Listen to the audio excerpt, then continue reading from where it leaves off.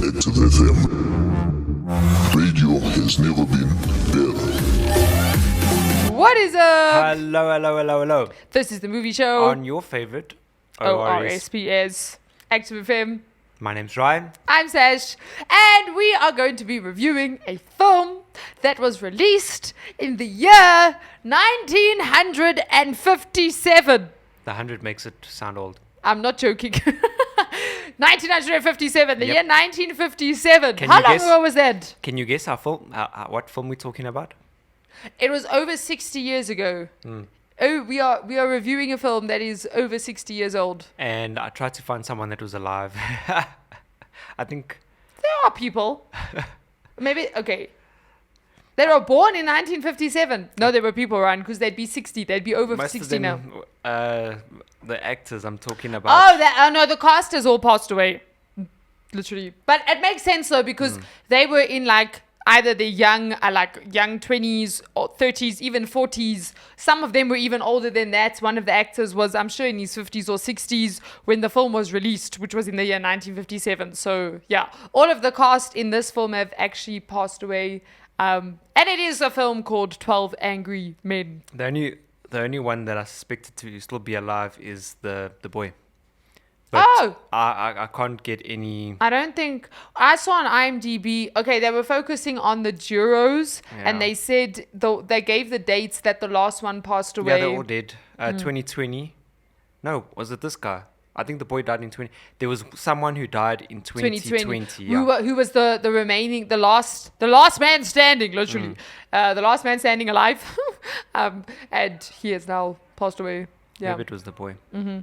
So previously we did a show on IMDb's top 10 films of all time, and this was one of the movies that was on the list, and we had not watched it, and we were like, we've got to watch it. Yeah. And so we watched it. Yeah. I'd heard about this film before, but I'd never watched it, and honestly, it was so good.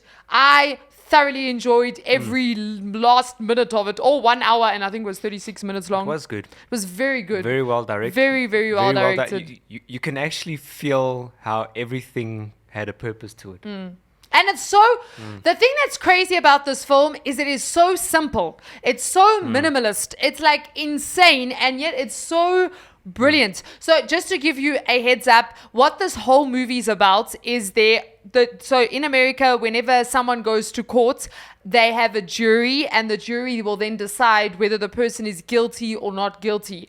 So in this film, there's a murder that takes place, and they have to decide if this young boy is guilty or not guilty. If he's guilty, he will get the death penalty. If he's not guilty, obviously he'll get off without the death penalty. And that's the whole movie is about these 12 men making a decision on whether this boy should be charged as guilty or not guilty. That is the whole movie. As in, literally, it starts with the judge saying, all right, so you now need to go and decide. He basically, they start off giving the info of, if he's guilty, he gets the chair. If he's not guilty, he gets off. The jury then walks into the room, and I think that takes the first 3 minutes of the film. I think that all happens. So there's a quick 3-minute intro, and then from the 3 minutes up until the very end, and the credits weren't even that long. I think the credits were 1 minute in length, literally. Oh, really? They just showed the actors. They didn't actually show the whole crew. So the rest of the time is literally just these 12 guys In one room. talking in one room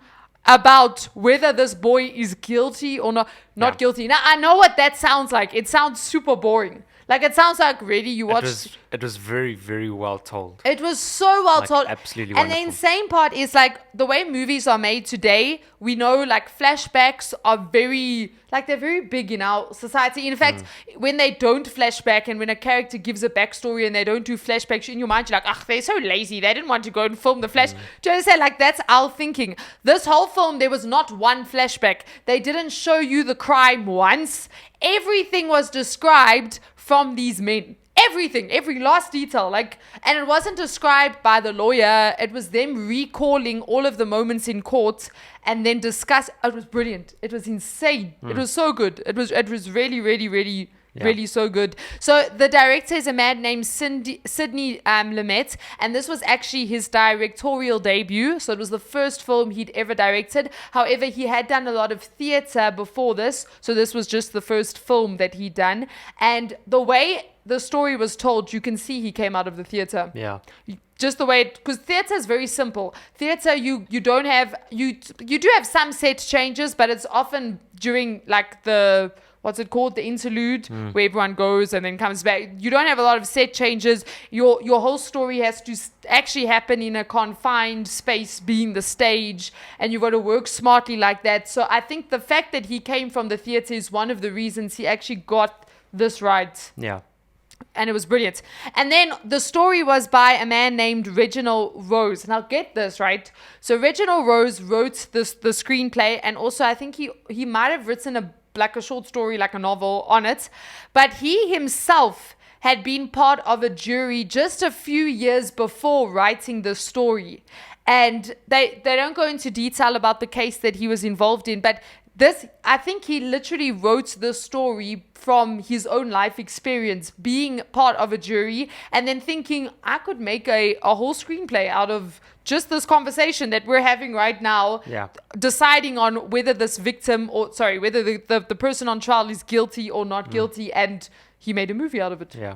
Which is so cool. The crazy thing is that out of this whole film, there was no proof on the final verdict. Mm-hmm. It was all just that there's a reasonable doubt, and then that's it. So based on it's actually, they do leave it up to the audience member to decide. I like how they take within the first 10 minutes or so, the whole court case gets presented there. So everyone's like, nope, guilty, no, definitely look at this, and then they start going into detail about each of the evidence. And I like how there's one last one left. Everyone starts turning, and then there's that last one, and it's the woman, and they're like, wait, hang on. Ah, shucks. Okay. All right, never mind. And then the whole thing just goes zip, and then and they're all like not guilty. Good. And the way literally it's because it starts off with only one of the juror members going not guilty. What makes it so hectic is that because of the death penalty, if you think about it, because of the death penalty, that's why any reasonable doubt, we have to say not guilty. Yeah. If they were saying, no, you can spend, this is, 5 years or 10 years in jail, the chances are that they probably would have looked at it a lot lighter, if I can put it there. They probably everyone did look at it lightly, except for the one juror member who was played by Henry Fonda. He was the only one who was like, wait, guys, someone's life is in our hands right now. We cannot want to go to a basketball game or whatever. What is the probability? Yeah. That's what he looked at. He's like, you can't prove it, but however, because there's a reasonable doubt. That's... What did you... But by the end of the film, in your mind, was he guilty or not guilty? I'm with him. Not guilty? No, I don't know. Oh, you don't know? And I think, because that's what I was saying, the amazing thing is that there was no proof there's no proof presented. There's nothing. Not even he went to a movie. It's all based on... There's a reasonable doubt. Yeah. There's a doubt in it. There's a chance he didn't do it. I doubt that didn't happen. It might have. I mean, they didn't even have the old lady or that old man. None of the witnesses. There. Exactly. For her to say, no, I woke up and I put on my glasses and then I looked through the window. They don't even know if that happened. No, they don't. There's a probable doubt and... But it was brilliant because this is the scary thing is I think we are so used to almost... seeing something, and then in our mind we decide that's what I saw, when sometimes it's not even what you saw, and then we based life-altering decisions on that one, like that whole... It was because like Henry Fonda's character said, wait a minute, she had marks on her eyes, which means she wears glasses, which means, and in her mind she believes she did see the boy kill her father, but...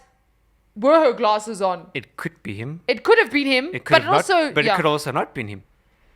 There was evidence pointing to him, but then there was also evidence pointing away from him. Yeah. And also, it did sound like... It sounded... I don't know. There was a part of me that was like, this boy's been set up. Yeah. Like, he's been set I up. don't know, but I think that this movie was written in such a way for you to sit with the reasonable doubt. Yeah. And not sit Not with, know. because I mean, he was a troublemaker. He had handled knives in school, picked fights, blah blah blah, etc.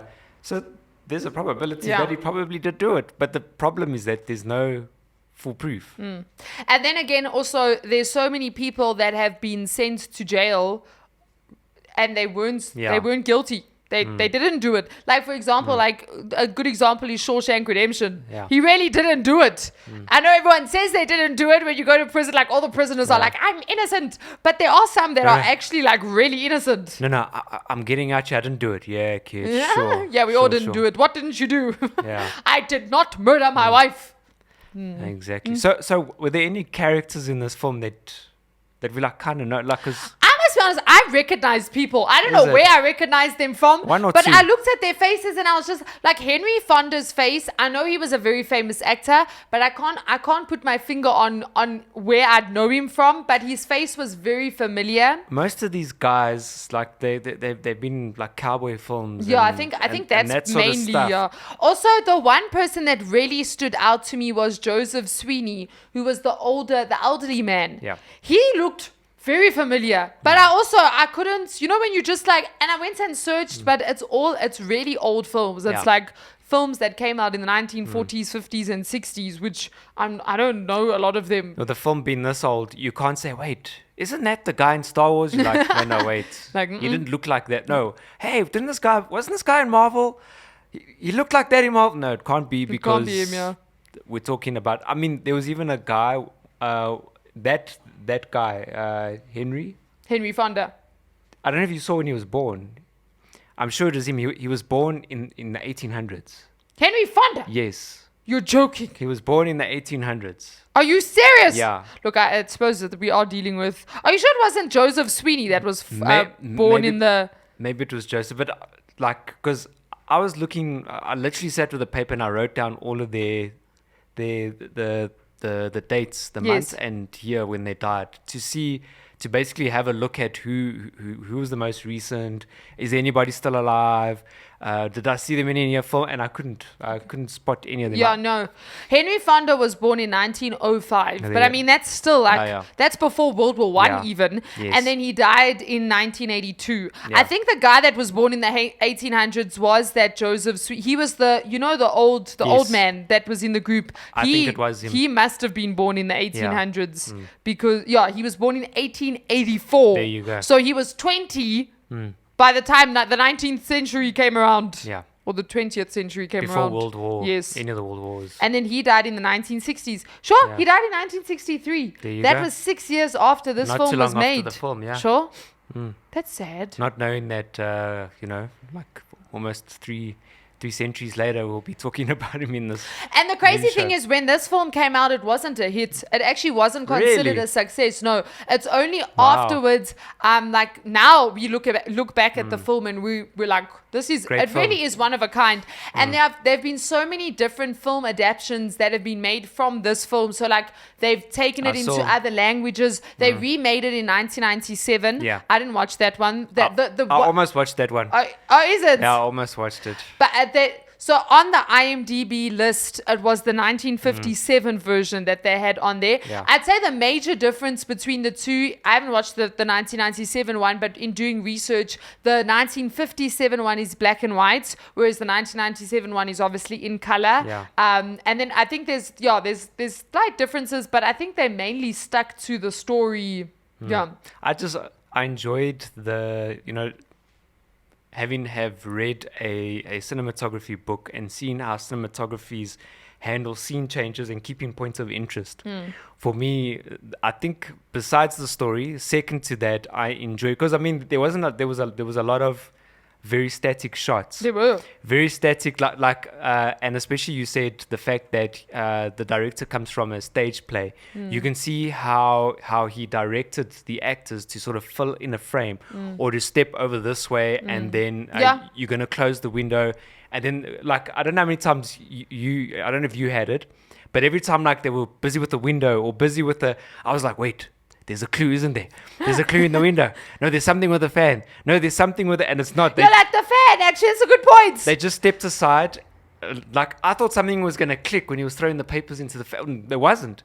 That's just, okay, now you're going to close the window. Then this guy's going to, that's why this guy's coming over here. Because obviously what he's doing is he's using the environment, the rooms as an advantage to try, and so that it's not boring. They're not sitting, like, especially when they were like sitting on the table, the guy like puts his leg up on the table and he like, you know, parks off like this, kind of like those sort of things, just to kind of keep interest and to fill the frame. Like, you see rule of thirds like crazy in this, so you can see it's from that generation where like cinematography was, it still is a big art, but it was very, there's a very more simplicity, like a very simple you know, the techniques in that they I used. think also one of the big things the director wanted to bring across was the confined space that these 12 men were in. True. And one of the ways that they did that was through the camera angle. So if you look at the beginning of the film, the cameras are all positioned eye level and are mounted with wide angle lenses to give the appearance of greater distance between the subjects. Because obviously these 12 men don't know one another.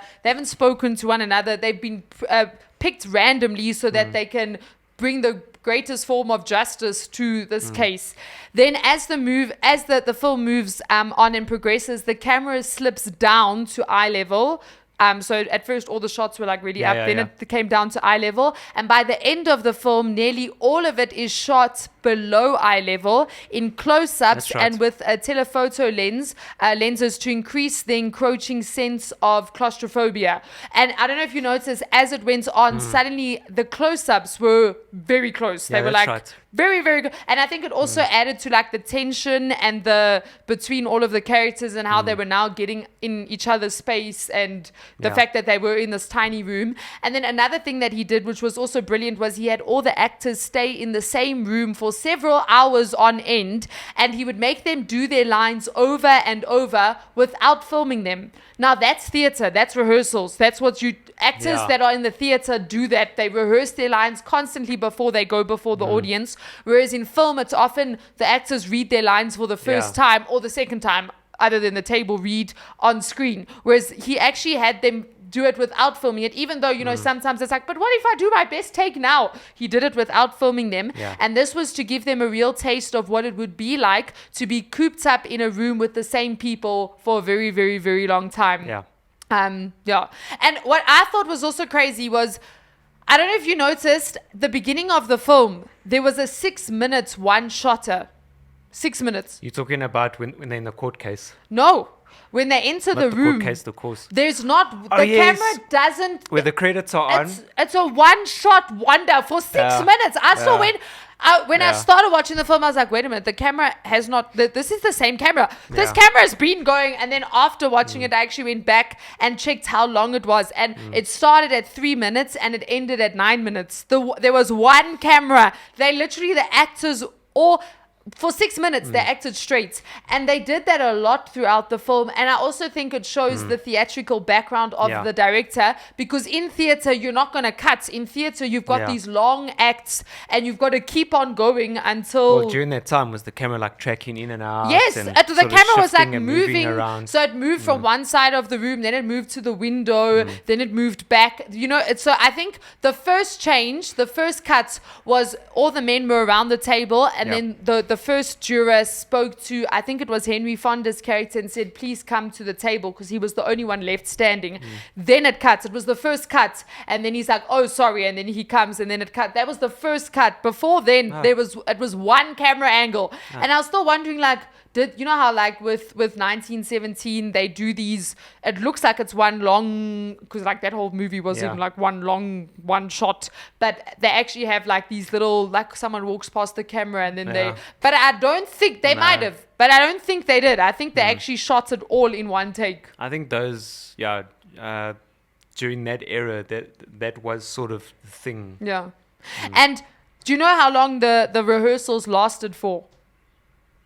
An exhausting 2 weeks. What? They had 2 weeks of rehearsals before they started filming. And as a result, because of that, they had to film everything in 21 days. Yeah, I was going to say, I'm sure the filming... So they had 2 weeks of rehearsals, And apparently it was exhausting rehearsals. And the rehearsal obviously includes positioning. Yeah, so it's Okay, with so the you're gonna walk camera. over Yes, this, it's when he does everything. this, then you're going to say this, you know. No, you can see that the actors were very well rehearsed. Yeah. Towards the end of the film, there were 2 spots where I actually picked up the actors. You know how you sort of like stumble on a line? Yeah. There was twice that happened, but the rest of the film was like perfect. Like literally, it was insane. I was like, this is insane. It reminded me of, I don't know if you remember Quentin Tarantino when he did the one where they were cooped up in the house because of the snowstorm. What was that movie called? Whatever that movie was called. Yeah, that one. But it reminded me of that where the actors were they just kept on acting. You know when you're like, wait a minute, this has been like one long shot and they're just going. They like that's because in the films we watch today, the actors have like 30 seconds and then the camera cuts. Oh yeah. If you understand what I'm saying. So no, it was insane. And then, because the film failed to make a profit, Henry Fonda never received his deferred salary. But despite the setback, he has always regarded this film as one of the 3 best movies he ever made. The others being The Grapes of Wrath, which was made in 1940, and then the Oxbow incident in 1943. But this film literally didn't make a profit. Sure. How insane is that? And I'm sure it was a pleasure to put together, though. I think so. Like I think when you put it together, it's just like, okay.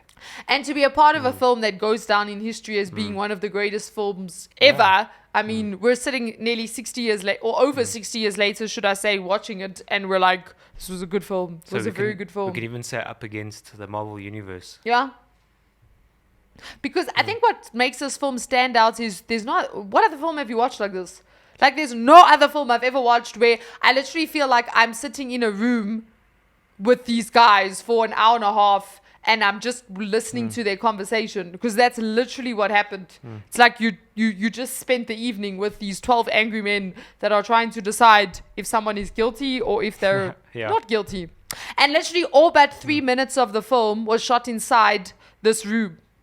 The jury room. Oh, yes, yeah. All about 3 minutes. So the whole film, except for 3 minutes, is shot inside of this. I suppose it was very easy for the location people because they, But it enabled them to do a lot of the shot changes and that, and to rehearse the movement, because obviously the equipment there, it wasn't some guy on a steady cam. No. They had those heavy machinery. You hold, they had those what are they called? Like cranes.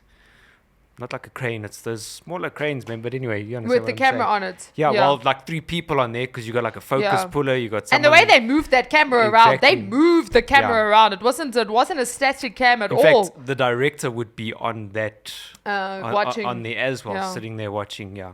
And then this is crazy because of the demands of the film's low budget. So it actually was a low budget film.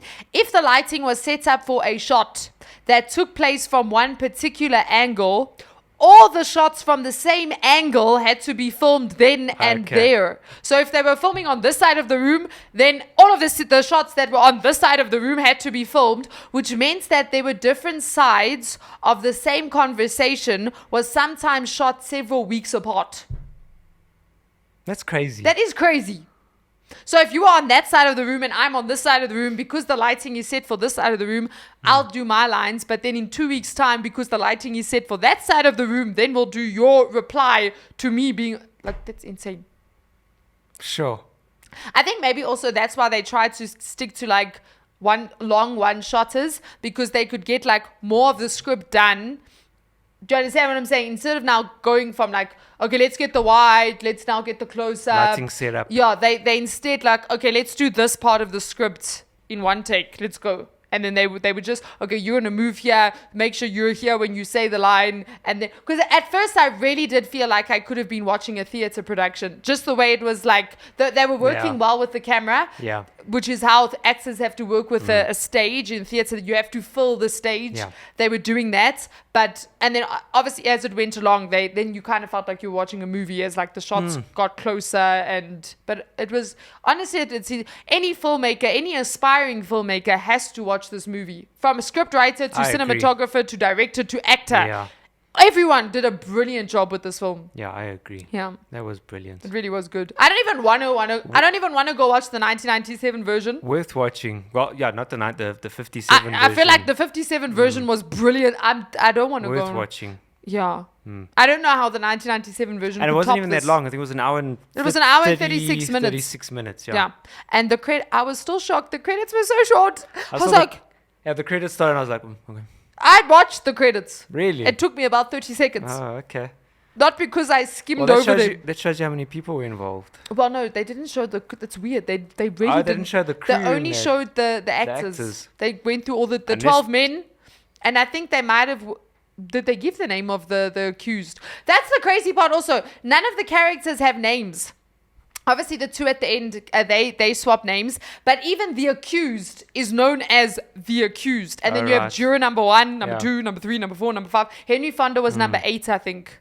Yeah, that literally. Wow. So it's a script in one location with no names, with no flashbacks, telling the story of whether a boy is guilty or not. Filmed in 21 days. Filmed in 21 days. Done. And a low budget. There we go. And 60 years later, We're still talking about we're it. still talking about it as one of the great. No, I want to but go ask.